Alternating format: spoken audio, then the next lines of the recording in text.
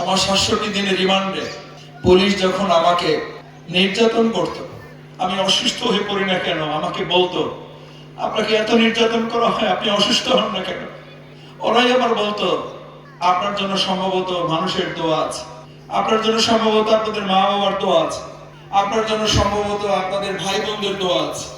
আমি অসুস্থ অবস্থায় তার দিকে তাকিয়ে বলতাম আপনারা কতটা অমানুষ যে আপনাদের নির্যাতনের পর আমি কেন অসুস্থ হয়ে যাই এটা দেখে আপনারা অবাক হয়ে যাচ্ছেন। বলছে যে আপনাকে নির্যাতন করছি তো আপনি পঙ্গু হয়ে যাবেন, এর জন্য আপনি আবার কোর্টে হাঁটেন কেন? আপনি কোর্টে হাঁটেন এই জন্য আবার স্বরাষ্ট্র মন্ত্রণালয় থেকে নির্দেশ দেওয়া হয়েছে আপনাকে যেন আবার নির্যাতন করা হয়, আপনি যেন কোর্টে হেঁটে উঠতে না পারেন। কোরআনের ময়দানে বিজয়ের এই ক্ষণে, সবুজের এই নীড়ে, ঘন কালো আধারের বুক চিরে, শত শত শহীদের পথ ধরে, ঘন কালো আধারের বুক চিরে, শত শত শহীদের পথ ধরে আমরা ছিলাম, আছি, রব কোরআনের ময়দানে বিজয়ের এই ক্ষণে, সবুজের এই নীড়ে। আমার মন বলে আল্লাহ সুবহানাহু ওয়া তাআলা আমার মা বাবার দোয়া এবং আপনাদের দোয়া ভালোবাসায় আল্লাহ তাআলা আমাকে এই সমাজ এবং রাষ্ট্র পরিচালনায় এতটুকু শক্তি, সাহস, হিম্মত আমাকে দিয়েছেন যে আমার জীবনে অত্যাচার হয়েছে, নির্যাতন হয়েছে, আমার বিরুদ্ধে 350 মামলা হয়েছে, ৬৭ দিন আমাকে পুলিশ রিমান্ডে রেখেছে। আলহামদুলিল্লাহ অন্যায়ের কাছে মাথা নত করি নাই আপনাদের দোয়া এবং ভালোবাসার কারণে। সয়ে আনবো প্রভাত, হব আলোর পাখি এই প্রভাতে, তাই আমরা ছিলাম, আছি, রব কোরআনের ময়দানে বিজয়ের এই ক্ষণে, সবুজের এই নীড়ে। এখনো তো আছে কত কাজের বাকি, নেই নেই নেই কোনো বিশ্রাম, দিনের রঙে দেশে রাঙাতে হবে, দিনের রঙে দেশ রাঙাতে হবে, চলছে চলবে এ সংগ্রাম। কত তরুণ যুবক ওরা জীবন্ত বীর, দিল রক্ত ঢেলে তবু নোয়াই নিশির। এসো জনতার ঢল, এসো শপথ করি, এসো সাম্য ন্যায়ের বাংলাদেশ গড়ি। কত তরুণ যুবক ওরা জীবন্ত বীর, দিল রক্ত ঢেলে তবু নোয়াই নিশির। এসো জনতার ঢল, এসো শপথ করি, এসো সাম্য ন্যায়ের বাংলাদেশ গড়ি। তাই আমরা ছিলাম, আছি, রব কোরআনের ময়দানে বিজয়ের এই ক্ষণে, সবুজের এই নীড়ে, ঘন কালো আধারের বুক চিরে, শত শত শহীদের পথ ধরে আমরা ছিলাম, আছি, রব কোরআনের ময়দানে। মদনপুর ইউনিয়নের বিভিন্ন ওয়ার্ড থেকে আগত আমার সম্মানিত মাতৃতুল্য আমার মায়েরা, আমার বোনেরা, আমার চাচি, আমার খালা, আমার ফুপু, আমার দাদি, বয়সী যারা এখানে এসেছেন, আমার ভিন্ন ধর্মাবলম্বী দিদিরা এখানে এসেছেন, তাদেরকে নিয়ে আজকের এই প্রোগ্রাম।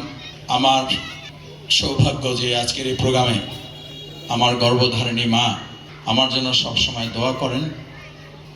আজকেও আমি তার দোয়া পাওয়ার জন্য এখানে তার পাশে বসার সুযোগ আল্লাহ তাআলা আমাকে দিয়েছেন। আমার মায়ের বয়স আপনারা জানেন 94 বছর। আল্লাহ সুবহানাহু ওয়া তাআলা তাকে এখনো তাহাজ্জুদ পড়ার তৌফিক দেন, আল্লাহ তাআলা তাকে এখনো কোরআন পড়ার তৌফিক দেন, নিজের মতো করে নিজে চলতে পারেন, ঘুমাতে পারেন, খাইতে পারেন। আল্লাহ রাব্বুল আলামিন তাকে যে এতটুকু সামর্থ্যবান রেখেছেন। এরকম আমার মায়ের মতো যারা এখানে সবাই এসেছেন তাদের সবার জন্য আল্লাহর কাছে দোয়া করি, আল্লাহ আমাদের এই সব মাগুলোকে আপনি জান্নাতের জন্য কবুল করেন, এখন তাদের সবাইকে নেক হায়াত দান করেন। আমার সবচেয়ে ছোট বোন এখানে আছে। ছাত্র শিবির করতাম, শিবিরের ভাইদেরকে নিয়ে বাড়িতে ফিরতাম, বাসায় তেমন কিছুই থাকতো না, সর্বোচ্চ একটা ডিম পোস্ট করা লাগতো অথবা একটু মুড়ি চায়ের ব্যবস্থা করতে পারতাম। ছোট বোনটাকে জ্বালাতাম, কষ্ট দিতাম। আমার আর একটা বোন ছিল, কামরুন্নাহার কুসুম আল্লাহ তাআলা তাকে নিয়ে গেছে।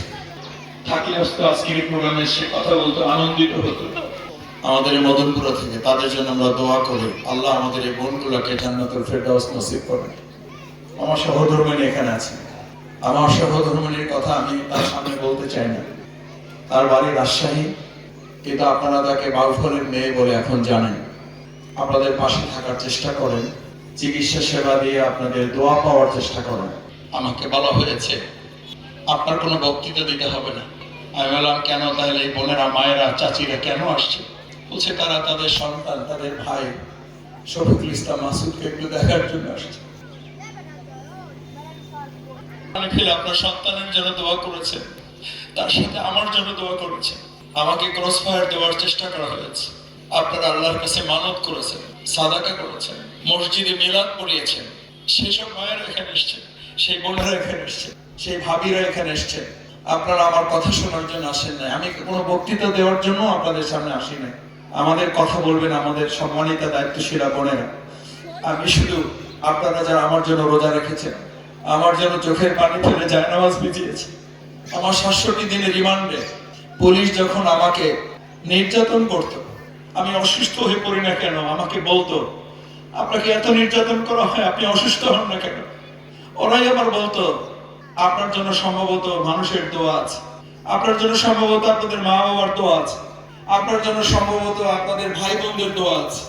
আমি অসুস্থ অবস্থায় তার দিকে তাকিয়ে বলতাম আপনারা কতটা অমানুষ যে আপনাদের নির্যাতনের পর আমি কেন অসুস্থ হয়ে যাই এটা দেখে আপনারা অবাক হয়ে যাচ্ছেন। বলছে যে আপনাকে নির্যাতন করছি তো আপনি পঙ্গু হয়ে যাবেন, এর জন্য আপনি আবার কোর্টে হাঁটেন কেন? আপনি কোর্টে হাঁটেন এই জন্য আবার স্বরাষ্ট্র মন্ত্রণালয় থেকে নির্দেশ দেওয়া হয়েছে আপনাকে যেন আবার নির্যাতন করা হয়, আপনি যেন কোর্টে হেঁটে উঠতে না পারেন। এবং আপনারা পরে দেখেছেন আমি হুইল চেয়ারও বসতেও পারি না, আমাকে এরকম পাচার করে করে আমাকে কোর্টে নেওয়া হয়েছে। আমার মা বোনেরা, আমি আপনাদের সামনে আমার শৈশব আছে, আপনাদের সামনে আয়নার মতো আমার কৈশোর আছে, আমার যৌবন আপনাদের সামনে। আমি বড় হয়েছি আপনাদের সামনে। আপনাদের এমন বাড়ি নেই যে বাড়িতে আমি যাই নাই। আমি ছাত্র শিবির করেছি এলাকা থেকে। এই পাশের মসজিদে আপনাদের সন্তানদেরকে আমি রমজান মাসে কোরআন পড়ানোর চেষ্টা করছি, আল্লাহ সাক্ষী। আমার একটা সাইকেল ছিল, আমি সেই সাইকেলে করে করে, তখন তো মোবাইল ছিল না, মোবাইলে তো ফোন দিয়ে জাগানো যেত না। আপনাদের সন্তান, আপনাদের কারো ভাই, আল্লাহ সাক্ষী, আমি আমার বাড়ির পাশে মসজিদ ছিল, এই মসজিদে আমাদের অনেক বোনেরা, ভাবিরা, চাচিরা আমাকে বলতো মাসুদ আল্লাহ তাআলা তোমাকে একটা সুন্দর কণ্ঠ দিছে, তুমি শুধু মদনপুরে তোমার মুশিবাড়ি মসজিদে আজান দেবা কেন, তুমি মাঝে মধ্যে আমাদের এই মসজিদে এসে আজান দিবা। আমার যে বৃদ্ধা মা এখানে আছে, আমার যে বাবা কবরে চলে গেছেন, আমার বাবা তাহাজ্জুদে উঠতেন, আমাকে জাগিয়ে দিতেন, যাও একটু কষ্ট হবে, শিকদার বাড়ি মসজিদে আজকে ফজরের আজানটা তুমি দাও গিয়ে। আমাকে ওখানকার লোকেরা বলেছে তোমার আজান তারা শুনতে চায়। তখন রাত্রিবেলা অত লাইট টেপ কিছুই ছিল না, মোবাইল ছিল না, আমি মসজিদে এসে আজান দিতাম। আশেপাশে এখানে বাসা বাড়িতে যেতাম, আমি বলতাম যে ভাই আপনারা যদি না আসেন তাহলে তো মসজিদে জামাত হবে না, আজান হয়েছে জামাত তো করতে হবে, আসেন আমরা মসজিদে নামাজটা জামাতের সাথে পড়ি। আমি আজকে আপনাদের কাছে ভোট চাইতে আসি নাই, আমি আসছি আপনাদের সন্তান। আমি পড়াশোনা করেছি ক্লাস 4 পর্যন্ত। আমার স্মৃতি বিজড়িত এলাকা, আমার স্মৃতি বিজড়িত মাঠ, এই মাঠে মোরগ যুদ্ধ, মোরগ লড়াই আপনাদের মনে আছে, এখনো হয় বোধ হয়, আমি জানি না হয় কিনা। মোরগ লড়াইতে আমাকে অংশগ্রহণ করার জন্য বলা হয়েছে। প্রথম ছুটি আমি বলি আমি কত দুর্বল সন্তান, কত দুর্বল ছেলে আমি। মোরগ যুদ্ধে এখানে ঘর করে দেওয়া হতো, মোরগ যুদ্ধ শুরু হয়েছে, 15 জন বা 16 জন ছিল, আমার পুরো সংখ্যাটা মনে নেই। শুরু হওয়ার পর পর আমি প্রথম দিকে আউট হয়ে গেছি। আমার শ্রদ্ধেয় শিক্ষক, আপনার অনেকে নাম মনে আছে, শামসুল হক মাস্টার ভুইয়া, শামসুল হক ভুইয়া, শামসু মাস্টার আমরা স্যার ডাকতাম। স্যার আমাকে ওই রেখার মধ্য থেকে বের করে নিয়ে এসে বলছে বাবা তুমি আজকে পারো নাই, কোনো অসুবিধা নাই, আজকে প্রতিযোগিতায় অংশগ্রহণ করছো, আজকে বিজয়ী হইতে পারো নাই, পরাজিত হয়েছো, এই পরাজয় তোমাকে একসময় বিজয়ের জায়গায় নিয়ে যাবে। দোয়া করছেন, আমার শিক্ষক মন্ডলী দোয়া করেছেন, আমার সম্মানিত মা এবং বোনেরা, আমার দিদিরা এখানে আছেন। বাংলাদেশ জামাত ইসলামী আমাকে আমার মা ইসলাম বুঝিয়েছেন, আমার বাবা আমাকে, আমার ভাই বোনেরা আমাকে ইসলাম বুঝিয়েছেন, আর আমাকে সমাজ করার কাজে আমার প্রিয় সংগঠন বাংলাদেশ জামাত ইসলামী আমাকে তৈরি করেছে। আমি কম সাহসী ছিলাম, আমি একটু দুর্বল ছিলাম, আমার মা আমাকে বলতেন, তুমি আমার গর্বের 11 সন্তানের, আমার এক ভাই আগেই মারা গেছে, তখন আমার 10 ভাই বোন, বলতে 11 সন্তানের তুমি আমাদের একদম ওই যে আপনারা গ্রামের ভাষায় বলেন না, মানে কোল পিছলা ছেলে। আমি একেবারে সেই কোল পিছলা ছেলে। স্বাভাবিকভাবে তুমি খাবার কম পাইছো, স্বাভাবিকভাবে তুমি আদর যত্ন একটু কম পাইছো, তুমি একটু দুর্বল, কিছু করার নাই। আল্লাহ তাআলার কাছে দোয়া করি তোমার জন্য, আল্লাহ যেন তোমাকে শক্তিশালী করে দেন। আমার মন বলে আল্লাহ সুবহানাহু ওয়া তাআলা আমার মা বাবার দোয়া এবং আপনাদের দোয়া ভালোবাসায় আল্লাহ তাআলা আমাকে এই সমাজ এবং রাষ্ট্র পরিচালনায় এতটুকু শক্তি, সাহস, হিম্মত আমাকে দিয়েছেন যে আমার জীবনে অত্যাচার হয়েছে, নির্যাতন হয়েছে, আমার বিরুদ্ধে 350 মামলা হয়েছে, 67 দিন আমাকে পুলিশ রিমান্ডে রেখেছে। আলহামদুলিল্লাহ অন্যায়ের কাছে মাথা নত করি নাই আপনাদের দোয়া এবং ভালোবাসার কারণে। আমি আপনাদের এই মদনপুরা এখানে যারা আছেন, আমি এখানে মেডিকেল ক্যাম্প করে আমাদের দিদি যারা আছেন, ভাবি, চাচি যারা আছেন, তাদের আমরা স্বাস্থ্য সেবা নিশ্চিত করার চেষ্টা করেছি।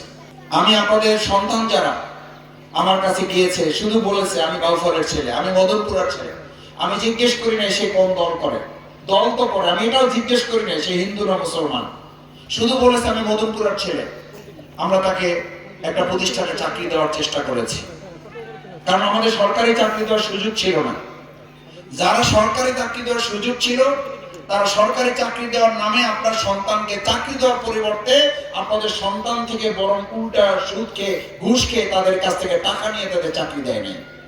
আপনাদের জমি বিক্রি করা টাকা, আপনাদের গরু বিক্রি করা টাকা, আপনাদের ফসল বিক্রি করার টাকা ওই সমস্ত নেতাদের হাতে গেছে, আপনাদের সন্তানের চাকরি হয় নাই। আর আমি আল্লাহ সাক্ষী করে বলছি, আপনাদের সন্তানদের চাকরি দেওয়ার চেষ্টা করেছি, আমি 1 টাকা আপনাদের সন্তানদের কাছ থেকে গ্রহণ করার তো দূরের কথা, বরং আমার নিজের পকেটে টাকা দেয়া তার সিভি, তার বায়োডাটাটা পূরণ করে কম্পিউটার থেকে বের করে আমি বলেছি এই নাও, এটা নিয়ে অমুক জায়গায় যাও, আশা করি তোমাকে সে একটা চাকরির ব্যবস্থা করে দিতে পারবে। আমার মায়েরা, আমার বোনেরা, এখন সুযোগ আছে। রাসূল করিম সাল্লাল্লাহু আলাইহি ওয়াসাল্লামের সময় আমার এই মায়েরা, এই বোনেরা, আজকে আপনারা হয়তো কষ্ট করে এখানে এসেছেন, রাস্তা ভালো ছিল। রাসূল সাল্লাল্লাহু আলাইহি ওয়াসাল্লামের সময় যারা ইসলাম প্রচারে কাজ করতেন তাদের রাস্তা ছিল আরো অনেক উঁচু নিচু, পাহাড়ি রাস্তা। সেই রাস্তায় হযরত খাদিজাতুল কুবরা রাদিয়াল্লাহু তাআলা রাসূল করিম সাল্লাল্লাহু আলাইহি ওয়াসাল্লামের সাথে সহযোগিতা করেছেন। সেই রকম কঠিন রাস্তায় আয়েশা সিদ্দিকা রাদিয়াল্লাহু তাআলা আনহা সহযোগিতা করেছেন। সেই রকম কঠিন সময়ে হযরত সুমাইয়া রাদিয়াল্লাহু তাআলা আনহা জীবন দিয়ে শহীদ হয়ে আল্লাহ রাসূল সাল্লাল্লাহু আলাইহি ওয়াসাল্লামের সাথে ইসলামকে বিজয়ী করার জন্য চেষ্টা করেছেন। আমার মায়েরা, বোনেরা, আল্লাহ তাআলা আমাদেরকে সৃষ্টি করেছেন, সৃষ্টি করে আমাদেরকে এই পৃথিবীতে পাঠিয়েছেন, আবার তার কাছে ফিরে যেতে হবে। আমাদেরকে সৃষ্টি করেছেন কে? আমাদের মৃত্যুর পর আবার যেতে হবে কার কাছে? আল্লাহর কাছে যেতে হবে। যে আল্লাহ তাআলা এই জমিনটা সৃষ্টি করেছেন, আমার মায়েরা বুঝেন, এই জমিনটা যার, আবার ফিরে যেতে হবে যার কাছে। এই জমিনে শান্তি পেতে হলে তার আইন হবে নাকি মানুষের আইন? তার আইন। আমি আপনাদের, যেহেতু সবাই সংসার পরিচালনা করেন, আপনার সংসারে আপনি মালিক, ওই সংসারের মালিক আপনি। সংসারটা যদি শান্তিতে চালাইতে হয় তাহলে আপনার কথায় চললে শান্তি না বাইরের লোকের কথায় শান্তি? আপনার কথায় চললে শান্তি। আপনারা বলেন না যা হয় নিজেদের মধ্যে আলোচনা করতে হবে, বাইরের লোকদের কথা শুনলে অশান্তি তৈরি হবে, বলেন না? তাহলে এই জমিনটা কার? এখানে কথা শুনতে হবে কার? এখানে আইন চলবে কার? আমরা তো সেই কথাই বলি। আমাদের দেশ স্বাধীন হয়েছে 54 বছর। এই 54 বছরের দেশ স্বাধীনে আমরা কি আল্লাহর আইন দিয়ে, আল্লাহর দেওয়া বিধান, কোরআন দিয়ে, রাসূল সাল্লাল্লাহু আলাইহি ওয়াসাল্লামের সুন্নাহ দিয়ে আমরা কি আমাদের বাউফল বাংলাদেশটা পরিচালনা করতে পারছি? শান্তি পাইছি আমরা? এবার কি আমরা একটা সিদ্ধান্ত নিতে পারি না যে আমরা আমাদের জীবনে বহু কিছুতে দেখলাম, বহু মানুষকে তো ভোট দিলাম, বহু প্রতীকে তো ভোট দিলাম, এবার আমরা ব্যক্তিকে না, প্রতীকে না, এবার আমরা ভোট দিতে চাই আল্লাহর আইনে। এবার কার আইনে ভোট দিতে চাই? কার আইনে? আল্লাহর আইনে। আমি আপনাকে একটা কথা বলি, আমার মায়েরা, আমার বোনেরা, আপনি শফিকুল ইসলাম মাসুদকে ভোট দিতে হবে না যদি আব্দুর রহিম, আব্দুল জব্বার, আব্দুল সত্তার, আব্দুল করিম, এমনকি উত্তম দাস, সেও যদি আমাদেরকে এসে বলে এবার আমি প্রতীকে ভোট চাই না, এবার মানুষের আইনে ভোট চাই না, এবার আমরা ভোট চাই আল্লাহর আইনে, শফিকুল ইসলাম মাসুদকে ভোট না দিয়ে আমরা আব্দুল জব্বার, আব্দুর রহিম, আব্দুল কাদের, উত্তম দাস, তারপরে শ্রীকান্ত যারা আছে তারাও যদি আল্লাহর আইনের কথা বলে, আমরা তাদেরকে ভোট দিব না, দেব না। কারণ আমরা এবার ব্যক্তিকে ভোট দেব না, এবার আমরা ভোট দেব কার আইনের পক্ষে? কার আইনের পক্ষে? আমি আরেকটা কথা বলি, এবার আমরা সংসদে ব্যক্তি পাঠাবো না। সংসদে শফিকুল ইসলাম মাসুদ যাবে না, আব্দুর রহিম আব্দুল জব্বার বাউফল থেকে যাবে না। এবার আমরা সংসদে পাঠাতে চাই আমাদের প্রিয় ধর্ম ইসলামকে। কারণ রাসূল করিম সাল্লাল্লাহু আলাইহি সাল্লাম আপনাদের, আজকে অনেকে বলে নারীদের স্বাধীনতা চাই। আমার মায়েরা, আমার বোনেরা, নারীদের স্বাধীনতা কে দিয়েছে? ইসলাম যখন ছিল না, জাহিলি যুগ, অন্ধকার যুগ, আমাদের হিন্দু ধর্মাবলম্বী দিদিরা আছেন, দিদিরা আপনারাও ইতিহাস জানেন, ইসলাম যখন আসে নাই তখন কোন একটা ঘরে যদি কন্যা সন্তান জন্মগ্রহণ করত, সম্মানিত হতো না অসম্মানিত হতো? সম্মানিত হতো না লাঞ্ছিত হতো? শুধু লাঞ্ছিত হতো। ওই কন্যা সন্তান জন্ম নিয়েছে এটা বলতে পারবে না, এই দুঃখে, ক্ষোভে, কষ্টে তাকে জীবন্ত কবর দিয়ে দেওয়া হতো। কখন? এটা যখন ইসলাম আসে নাই। তাহলে ইসলাম আসে নাই তখন আপনার সম্মান, অধিকার তো দূরের কথা, আপনার জীবনের নিরাপত্তা ছিল না, আপনাকে জীবন্ত কবর দেওয়া ছিল ইসলাম পূর্ব যুগের অধ্যায়। ইসলাম পূর্ব যুগে আপনার জীবনের গ্যারান্টি ছিল না, আপনার জীবনের গ্যারান্টি দিয়েছে যে ইসলাম। আজকে যদি বাউফল আমার মা বোনদের নির্যাত, আব্রু, নিশ্চয়তা, অধিকারের গ্যারান্টি চাই, সেটাকে মানুষের তৈরি করা আইন দিতে পারবে নাকি ইসলাম দিতে পারবে? ইসলাম দিতে পারবে। বাংলাদেশ জামাত ইসলামী সেই ইসলামের কথা বলে। আমাদেরকে কেউ কেউ বলে মা বোনদেরকে ডেকে আমরা নাকি জান্নাতের টিকিটের কথা বলি। আচ্ছা আপনি বলেন, আজকে এখানে এখন পর্যন্ত কেউ জান্নাতের টিকিট পাইছেন? জান্নাতের টিকিট কি আমাদের এখানে স্টেজে আছে কারো হাতে? সাংবাদিকরা এখানে আছেন, সাংবাদিক বন্ধুদের কাছে প্রশ্ন, আপনারা তো অনেক সময় জিজ্ঞেস করেন, আপনাদের মাধ্যমে বিভিন্ন দল তো অনেক সময় বলে, আজকে এখানে এই যে হাজার হাজার মা বোনেরা আসছে, আমরা কাউকে জান্নাতের টিকিট দেই না। তবে হ্যাঁ, এখানে যদি 10 মিনিট আলোচনা হয়, 5 মিনিট আলোচনা হয়, 1 মিনিট আলোচনা হয়, 30 সেকেন্ড যদি আলোচনা হয়, 15 সেকেন্ড যদি আলোচনা হয়, 10 সেকেন্ড যদি আলোচনা হয়, 5 সেকেন্ড যদি আলোচনা হয়, 1 সেকেন্ড যদি এখানে আলোচনা হয়, তাহলে অবশ্যই মুমিন হিসাবে, ঈমানদার হিসাবে আমরা স্বর্গ এবং মর্ত্যেও যারা বিশ্বাস করি, অবশ্যই জান্নাত এবং জাহান্নামের আলোচনা হইতে হবে। কারণ দুনিয়া আমাদের শেষ কথা নয়, আমাদের পরকালে স্থায়ী জান্নাতও দরকার। এই আলোচনা আমাদের দরকার আছে না নাই? এই আলোচনা করলে যদি বলে যে আমরা জান্নাতের টিকিট বিক্রি করি, এই কথা কি আমরা মানবো? মানবো না। আমাদের মা বোনদের এখন আবার নতুন আপনাদেরকে মাসলা শোনায়, স্বামীর কথা না শুনে আপনারা ঘর থেকে বাইরে হয়েছেন কেন? আপনাদেরকে হয়তো কেউ কেউ বলতে পারে, আমি জানি না এই কথা বলবে কিনা আপনাদের, বলে স্বামীর কথা না শুনে আপনারা ঘর থেকে বেরিয়েছেন কেন? আপনাকে একটা কথা ভালো করে মাথায় রাখতে হবে, স্বামীর কথা শোনা যেমন আমাদের দায়িত্ব, আবার আমাদেরকে যিনি সৃষ্টি করেছেন, ওই স্বামীকে যিনি সৃষ্টি করেছেন, ওই ভাইকে যিনি সৃষ্টি করেছেন, আমাকে যিনি সৃষ্টি করেছেন, তিনি কে? তিনি কে? আল্লাহ। ওই আল্লাহর কথা আমাদের শুনতে হবে না? হবে না? হবে। লাইসা লাকা বিহি ইলম ফালা তুতিউহুমা। তাদের যে বিষয়ে জ্ঞান নাই সেই বিষয়ে যদি তোমাদের তারা কথা বলে, আল্লাহ বলছেন ফালা তুতিউহুমা, এই সমস্ত কথা শোনার দায়িত্ব, আনুগত্য করা তোমার কাজ না। তোমার কার কথা শুনতে হবে? আল্লাহর কথা শুনতে হবে। রাসূল করিম সাল্লাল্লাহু আলাইহি সাল্লামের সাথে, সাহাবায়ে কেরামগণের সাথে আমাদের মহিলা সাহাবীরা যুদ্ধের ময়দানে যেতেন। আজকে তো যুদ্ধের ময়দানে আসতে হয়নি আপনাদের। রাসূল সাল্লাল্লাহু আলাইহি সাল্লাম যুদ্ধ করতে যেতেন, আমাদের মহিলা সাহাবীরা যেতেন, আমাদের সাহাবীদের পাশে থেকে তারা চিকিৎসা সহযোগিতা করতেন। আমাদের সাহাবীদের পাশে থেকে তারা কিভাবে সহযোগিতা করতেন? স্বামী ইন্তেকাল করেছেন, আগে যুদ্ধে শহীদ হয়ে গেছেন, ঘরে সন্তান আছে দুটো, সন্তানের যুদ্ধে যাওয়ার মতো বয়সই হয় নাই, মা সন্তানদেরকে ডেকে বলছেন মুহাম্মদ রাসূলুল্লাহ সাল্লাল্লাহু আলাইহি ওয়াসাল্লামের কাছে গিয়ে বলো আমরা এই 2 ছোট ভাই ছাড়া আর কেউ নাই। কে পাঠাইছে? কে পাঠাইছে? মা পাঠাইছে। এরকম মায়েরা যতক্ষণ পর্যন্ত জেগে না উঠেছে ততক্ষণ পর্যন্ত একটা সমাজ সোনালী সমাজ হয় নাই, ততক্ষণ পর্যন্ত সোনার মদিনা হয় নাই, ততক্ষণ পর্যন্ত বদরের ময়দানে আমাদের বিজয় আসে নাই।